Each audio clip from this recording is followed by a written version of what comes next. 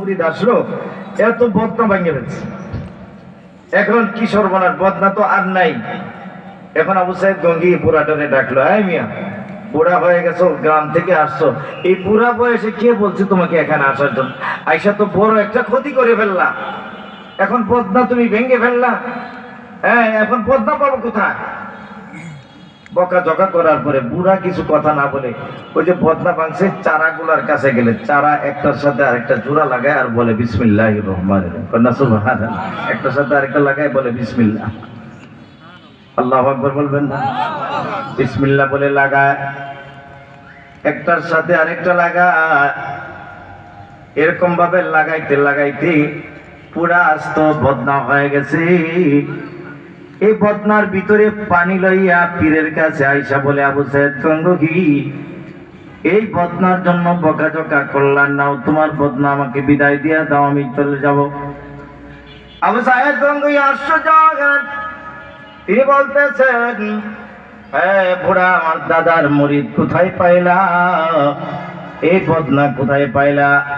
খাদেম বলতেছে, হুজুর কোথা থেকে আসে, আনে নাই, ওই যে ভাঙ্গার চারাগুলো একটার সাথে আরেকটা লাগাইছে, দেখলাম বিসমিল্লাহ বলতে বলতে বদনা হয়ে গেছে। আবু সাইদ গঙ্গোহী বলেন, বুঝেছি, তুমি যে কামালিয়ত অর্জন করেছো, এই দৌলত পাইছো আমার দাদা থেকে। ও বুড়া, যে দৌলত তুমি আমার দাদা থেকে নিয়েছো, এই দৌলত তুমি আমাকে দিয়ে যাও। বুড়া ডাক দিয়া বলে, ও আবু সাইদ গঙ্গোহী, আমি মূর্খ মানুষ, তোমার দাদার আমল করতে করতে করতে করতে আল্লাহ পাক আমাকে সেই যোগ্যতা দিয়েছে, কিন্তু তোমাকে দেওয়ার মতো ক্ষমতা আমার নাই। তুমি যদি সেই দৌলত অর্জন করতে চাও, তাইলে তুমি আফগানিস্তান বলখ নামক শহরে চলে যাও। ওখানে নিজামুদ্দিন বলখি নামক তোমার দাদার একজন খলিফা আছে, ওনার কাছে এই দৌলত পাইবা।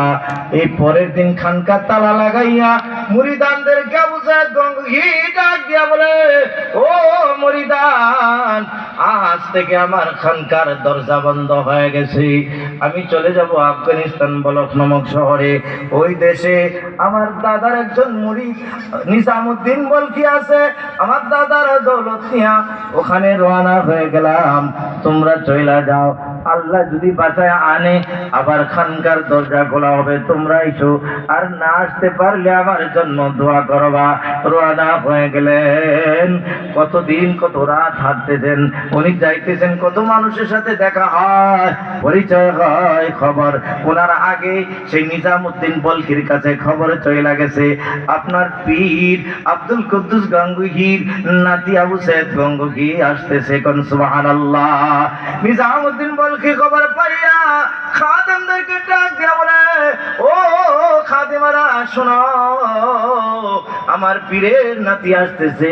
কত বছর আগে আসলাম, পীরের পরিবার থেকে পর্যন্ত কেউ আসে নাই, ওনার নাতি আবু সাইদ গঙ্গোহী বর্তমান পীর আসতেছে, তো ভালো খাবারের ব্যবস্থা করো, ভালো বিছানার ব্যবস্থা করো, ভালো কাপড় চোপড়ের ব্যবস্থা করো।